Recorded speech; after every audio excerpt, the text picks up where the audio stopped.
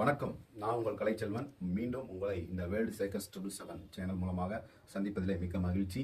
இன்னைக்கு மிக முக்கியமாக நம்ம தமிழ்நாட்டிலேயே மிக பிரபலமாக ஓடிக்கொண்டிருக்கிற ஒரு விஜய் டிவி தொலைக்காட்சியை பற்றியும் அதில் முக்கியமாக ஒளிபரப்பப்படுகிற பிக் பாஸ் அப்படிங்கிற ஒரு நிகழ்ச்சியை பற்றி தான் நம்ம பேச போகிறோம். இந்த பிக் பாஸ் அப்படிங்கிற இந்த நிகழ்ச்சியுடைய ஆரம்பம் எங்க, இதனுடைய ஹிஸ்ட்ரி என்ன, இதனால இன்றைக்கு தமிழகத்தில் ஏற்பட்டிருக்கிற மாற்றங்கள் என்ன, இன்னைக்கு மனிதர்கள் மத்தியில் மனசுல எந்த அளவுக்கு உளவியல் பிரச்சனைகளை ஏற்படுத்துது, இந்த பிக் பாஸ் நிகழ்ச்சி ரொம்ப முக்கியமா, சமூகத்துக்கு அவசியமா அப்படின்னு சொல்லி இந்த வீடியோவில் நம்ம பார்க்க போகிறோம். பிக் பாஸில் இருந்து கண்ணீருடன் வெளியேறிய தீபக். பிக் பாஸ் சீசன் 8 இன்றைய எபிசோடில் இந்த வாரத்தின் 2வது எவிக்ஷன் யாரென அறிவிக்கப்பட்டது.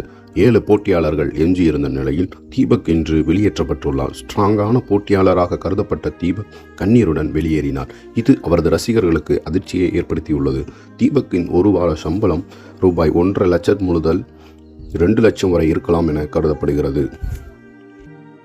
நீங்க பிக் பாஸ பத்தி கேட்காதீங்க சார். இன்னைக்கு தமிழகமே அமைதி பூங்காவா இருக்குது. தமிழகம் அமைதி பூங்காவா இருக்கு. ஆனா பிக் பாஸ் இந்த நிகழ்ச்சினால இன்னைக்கு வந்து தமிழகத்தை சீர்குலைச்சிட்டு இருக்காங்க. ஏன் அந்த பையன் பேருனா ராணவா, அவன் கைய உடச்சிட்டு இருக்காங்க. அவனுக்கு கைய உடஞ்சது வேற எதனா உடஞ்சிட்டா அவனுக்கு எப்படி குழந்தை பிறக்கலாம்? அவன் குடும்பத்துக்கு யாரு பதில் சொல்றது? பிக் பாஸ் அவர் நிகழ்ச்சியா நடத்திட்டு இருக்கீங்க, என்ன விளையாட்டு காமிச்சிட்டு இருக்கீங்க.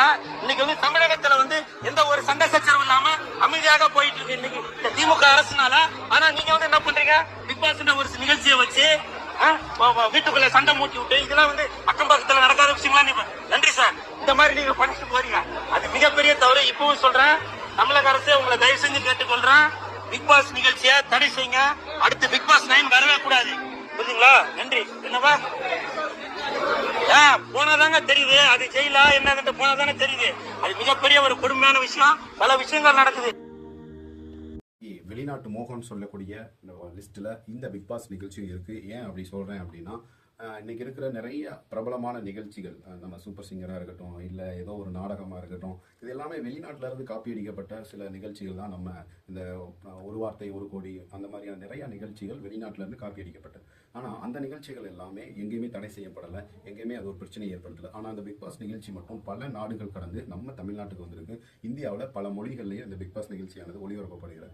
ஆனால் நிறைய நாடுகளில் இதை தடை செஞ்சுருக்காங்க. ஏன் அப்படின்னா, இது உளவியல் பிரச்சனைகளையும் நிறைய பேருக்கு தேவையில்லாத பிரச்சனைகளை ஏற்படுத்துகிறது அப்படின்னு சொல்லி இந்த பிக் பாஸ் நிகழ்ச்சியை தடை பண்ணியிருக்காங்க. ஆனால் இன்னும் தமிழ்நாட்டில் இது 8வது சீசன் வரைக்கும் ஓடிட்டு இருக்கு. 7வது சீசன் வரைக்கும் நம்மளுடைய நடிகர் கமலஹாசன் அவர்கள் நடத்திட்டு இருந்தாங்க. இப்போ விஜய் சேதுபதி மக்கள் தலைவன் சொல்லக்கூடிய அவர் நடத்திட்டு இருக்காங்க. இதில் இன்னைக்கு நம்ம பார்க்க போற நிறைய பேர் வந்து நிறைய உள்ள வந்திருக்காங்க, வெளியில போயிருக்காங்க, வந்திருக்காங்க. இப்படி இதில் என்ன பிரச்சனை, மக்கள் இதை பார்க்கறதுனால மக்களுக்கு என்ன பிரச்சனை நடக்க போகுது, இதனால என்ன, எல்லா நிகழ்ச்சியிலையும் போல இது ஒரு நிகழ்ச்சி தானே, இதையே தடை செய்யணும், இதில் என்ன பிரச்சனை இருக்கு அப்படின்னு சொல்லி யோசிக்கும் போது சில மருத்துவர்கள் நிறைய உளவியல் பிரச்சனைகள் இதனால ஏற்படுகிறது அப்படின்னு சொல்லி சொல்றாங்க.